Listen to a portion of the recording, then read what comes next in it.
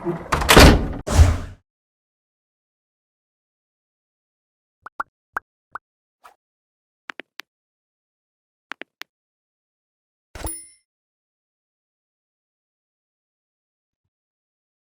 select your own language subtitle, please follow the step.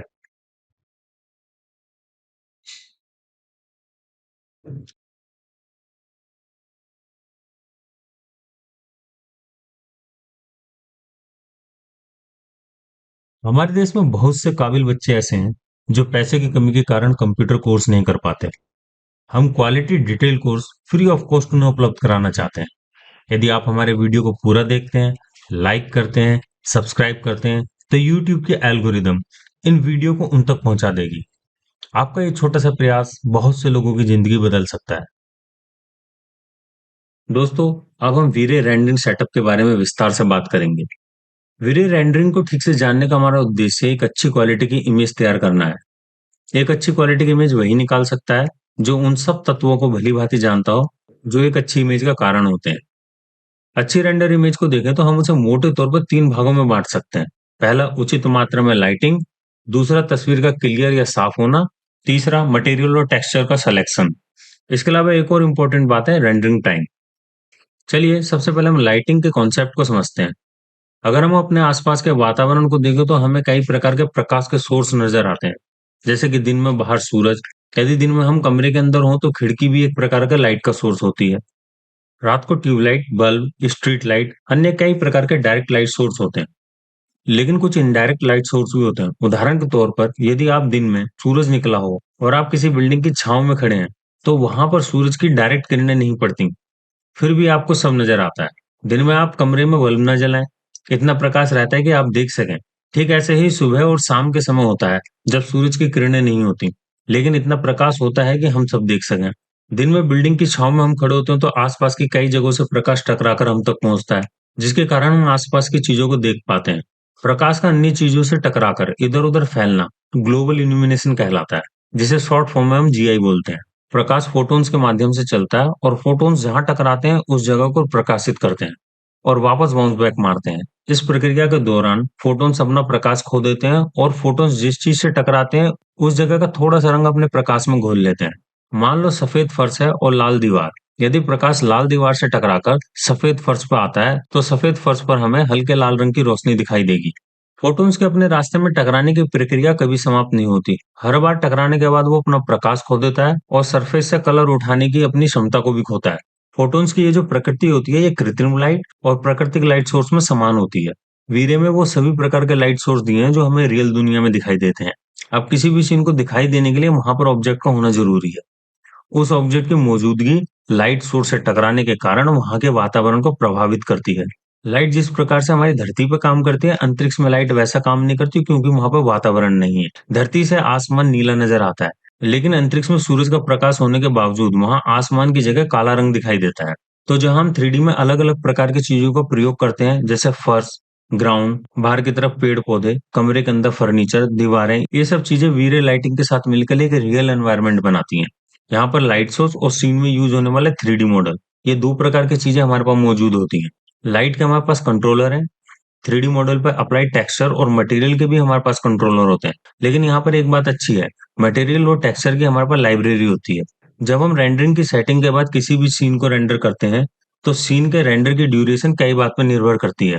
पहला, हमारे scene का size क्या है।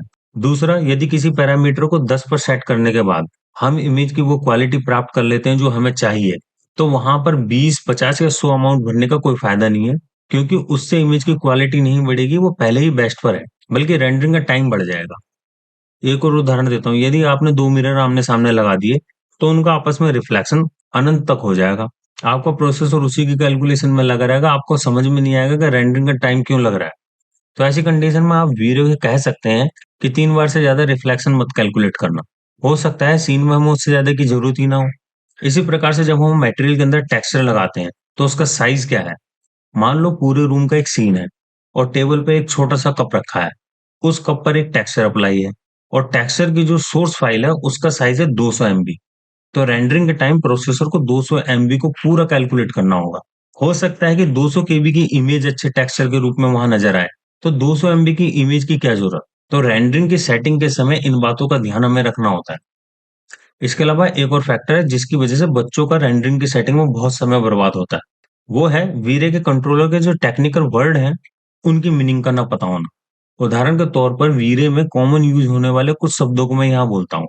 आप अपने मन में सोच कर बताना कि आपको इनका असली मतलब पता है और ये हमारी रियल जिंदगी में कहाँ पाए जाते हैं। शब्द इस प्रकार है, सुनो।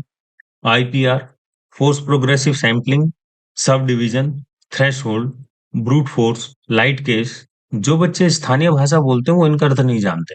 जिस चीज का आप अर्थ नहीं जानते हो उनको समझना असंभव होता है। मैंने कुछ देर पहले जीआई लाइट के बारे में आपको बताया था। तो इसका अर्थ ये बिल्कुल भी नहीं है कि आपको पता नहीं था कि बाहर धूप निकलती है तो लाइट बाउंस होकर कमरे के अंदर आती है और कमरे के अंदर उजाला हो जाता है। इस प्रकार के लाइट को हम जीआई या ग्लोबल इल्यूमिनेशन कहते हैं। तो इसका अर्थ ये हुआ कि आप वास्तव में उन चीजों के बारे में जानते तो हैं जो हमारे आसपास हैं, लेकिन उनके लिए किन टेक्निकल शब्दों को यूज किया जाता है ये आपको नहीं पता होता। तो इस छोटी सी कमी के कारण कुछ सामान्य बच्चे बहुत पीछे छूट जाते हैं। देखिए, ये ट्यूटोरियल केवल शहर में रहने वाले बच्चों के लिए नहीं है, उन बच्चों के लिए भी है जो दूर दराज के इलाकों में रहते हैं। इसलिए मुझे इतना खोलकर समझाना पड़ रहा है। मैं एक 2.5 मिनट का वीडियो बनाकर भी आपको कंट्रोलर की सेटिंग और पैरामीटर के बारे में बता सकता हूँ, लेकिन वो सेटिंग 3D मैक्स के अलग अलग फाइल के अंदर हमेशा एक अच्छा रेंडर नहीं देगी। सीन को 3D मैक्स की फाइल के हिसाब से सेट करना होता है।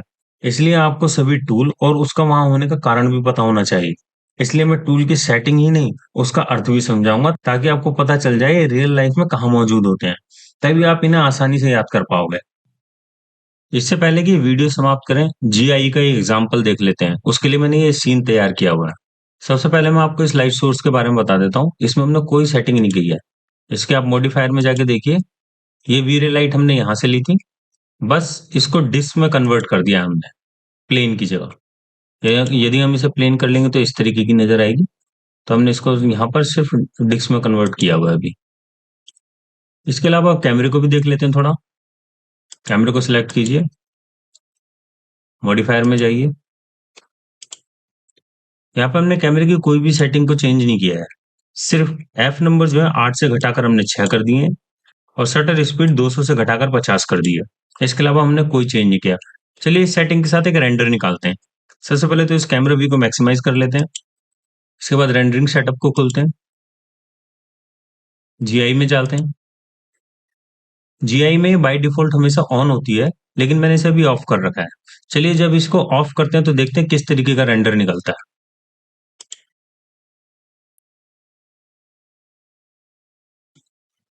ये रेंडर कंप्लीट हो चुका है। अब जीआई को ऑन करके फिर एक रेंडर निकालते हैं। ये वाला रेंडर हमने सेव कर लिया है, यहाँ पे सेव हो चुका है।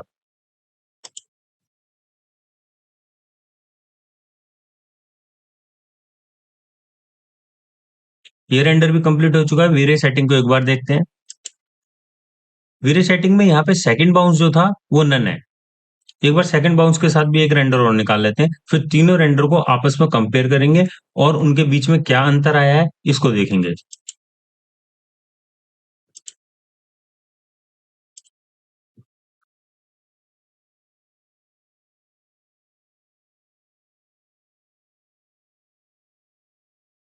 अभी तीसरा रेंडर भी कंप्लीट हो गया है। अब इनको आपस में कंपेयर करके देखते हैं। सबसे पहले उस इमेज को देखते हैं जिसमें हमने जीआई ऑन नहीं किया था, वो ये वाली इमेज है। और दूसरे ऑप्शन में उस इमेज को रखते हैं जिसमें हमने जीआई ऑन करा था पहली बार, वो ये वाली इमेज है ये। देखिए इस इमेज में जीआई ऑन नहीं है। इस इमेज में आप देख पा रहे हैं हमें सीलिंग भी नजर नहीं आ रही है। इस ऑब्जेक्ट के नीचे का एरिया भी नजर नहीं आ रहा है। इस बॉक्स के साइड का ये एरिया भी नजर नहीं आ रहा है। ऐसा क्यों? ऐसा इसलिए क्योंकि ये जो लाइट सोर्स है हमारा, इससे लाइट निकल के इस दीवार से तो टकराई, लेकिन दीवार से टकराने के बाद वो बाउंस नहीं हुई। बाउंस ना होने की वजह से हमें ये एरिया नजर नहीं आ रहा है, ना ही इसके नीचे का। अब देखिए जब हमने जीआई ऑन कर दिया था उसके बाद किस प्रकार का रेंडर आया।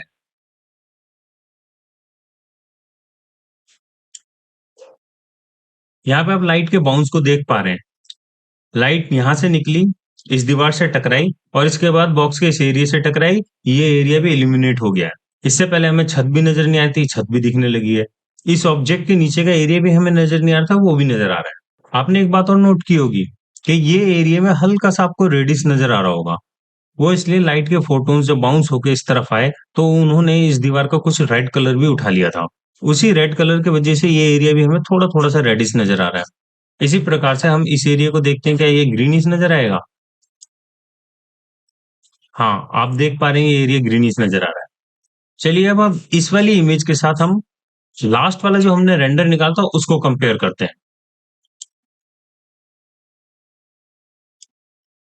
अब आप देख पा रहे हैं ये एरिया और ज़्यादा ब्राइट हो गया है, क्योंकि हमने जो लास्ट इमेज रेंडर की थी, उसमें हमने सेकंड बाउंस भी ऑन कर दिया था, जिसकी वजह से एरिया और ज़्यादा ब्राइट हो गया है, क्लियर हो गया है और विजिबल हो गया। आपने देखा हमने वी-रे में लाइट की सेटिंग के कोई बहुत ज़्यादा पैरामीटर ऑन नहीं किए थे, केवल हमने जीआई को ऑन करा और सेकंड बाउंस को भी ऑन करा है। इसके अलावा हमने किसी भी पैरामीटर को नहीं छेड़ा, ना कैमरा सेटिंग छेड़ी है, ना लाइट की सेटिंग छेड़ी है, उसके बावजूद भी हमें इतनी अच्छी इमेज मिल रही है। इस सीन में आप देख रहे हैं यहाँ पे रेडिश और यहाँ पे ग्रीनिश नज़र आ रहा है। वो इसलिए क्योंकि ये दीवार जो है हमारी रेड है और ये ग्रीन है। लेकिन जब ये रियल एनवायरनमेंट हो, जब यहाँ पे फर्नीचर होगा, पर्दे लटके होंगे, डिफरेंट तरीके के अलग-अलग कलर होंगे, तो वहां से जब लाइट बाउंस होकर आएगी, तो हमारा एनवायरनमेंट एकदम ओरिजिनल लगेगा। फिलहाल इस वीडियो में इतना ही। उम्मीद है आपको जीआई का कॉन्सेप्ट क्लियर हो गया होगा। आगे के कुछ वीडियो में हम लाइट के पैरामीटर और वीरे की दूसरी सेटिंग के बारे में विस्तार से बात करेंगे। फिलहाल इस वीडियो में इतना ही। उम्मीद है आपको ये वीडियो अच्छा लगा होगा। आप इस वीडियो को लाइक कीजिए, कमेंट कीजिए, सब्सक्राइब कीजिए, बेल आइकन दबाना ना भूलें और हाँ, जो नए बच्चे 3D मैक्स सीख रहे हैं, उनके साथ ये वीडियो ज़रूर शेयर करें। आपका दिन शुभ हो। जय हिंद, वंदे मातरम, भारत माता की जय।